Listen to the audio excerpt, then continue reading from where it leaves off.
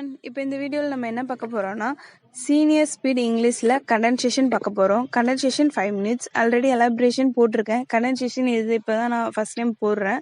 அதுவும் கேட்டிருந்ததுனால போடுறேன், இல்லைனாலும் போட்டிருப்பேன். ஏன்னா கண்டென்சேஷன் ஒன்றாவது போடலாம், ஏன்னா எப்படி இருக்குது என்ன ஏதுன்னு பார்க்கலாம்.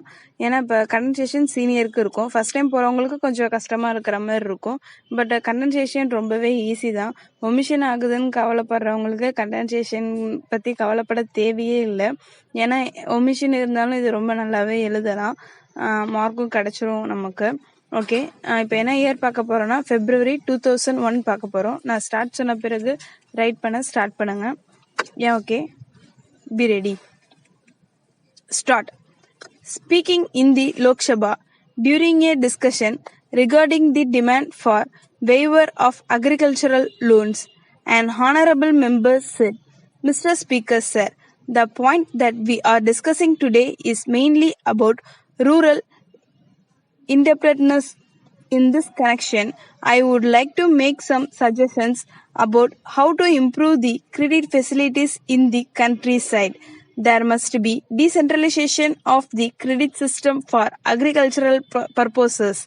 I suggest that every panchayat may be given the status of a primary credit society. With full banking support in the countryside, everybody should have access to his own bank, namely his own panchayat. So, one important factor that I want the finance minister to look into is that the system of credit for agricultural purposes may be decentralized, and in that panchayats must play a role. My second suggestion is this: the harsh method of recovering debts must be stopped and it must be replaced by social pressure. Now, we try to auction the property of a farmer to recover debt. If there is misery in the villages, how much capital can we really get back? We only make the people run away from the villages.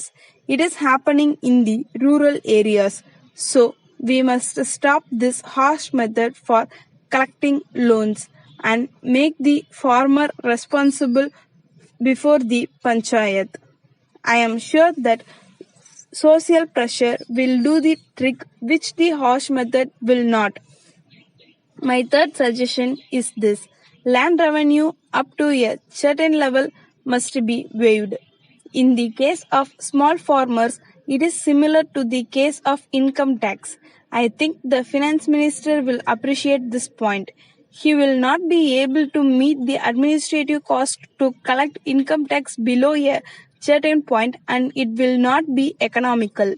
In the same way, land revenue below a certain point should be abolished, and above that point, land revenue should be collected by panchayats only. In fact, the development outlay of panchayats must be related to land revenue that they collect. In that case, we will ensure the collection of land revenue from the bigger farmers in that panchayat, and at the same time we will be just in the distribution of the development outlays. So I would like that this suggestion of waiver may be considered. Fourthly, there is a collection season. As far as I know, the government start collection at a time when the farmer is in difficulty. At that time, the government sends a circular to local officers to collect the loans. Then the officer has to collect the debts. It seems that his transfer or promotion depends on the amount of collection that he does. I think there should be a law that debt collection should be done immediately after the harvest. I suggest that we may make collections in the countryside in those months only when the farmer perhaps will be in a position to pay back some of his debt. Finally, I would make one more suggestion which I made many years ago in a different context. Talking about the relationship between the developing countries and the developed countries. I said that at any point of time, the total interest paid on a loan should not exceed the principal. This may be applied to our countryside. If a farmer has been repaying a loan over a period of time and the total interest collected from him exceeds the amount borrowed, the loans should be written off. Once he has paid interest equal to the capital, the entire loan should be written off. With this, I conclude. Stop. Okay, இப்போ condensation முடிஞ்சிச்சு. இப்போ இதை எப்படி எழுதலாம்னு ஒரு சின்ன ஒரு idea எனக்கு தெரிஞ்சது, நான் எப்படி ரைட் பண்ணேன் அப்படிங்கிறத நான் சொல்கிறேன். இப்போ புக்கில் வந்து எப்படி கொடுத்துருக்காங்க அப்படின்னா, இப்போது February 2001 இதில் வந்து பேராகிராஃபாக கொடுத்துருக்காங்க.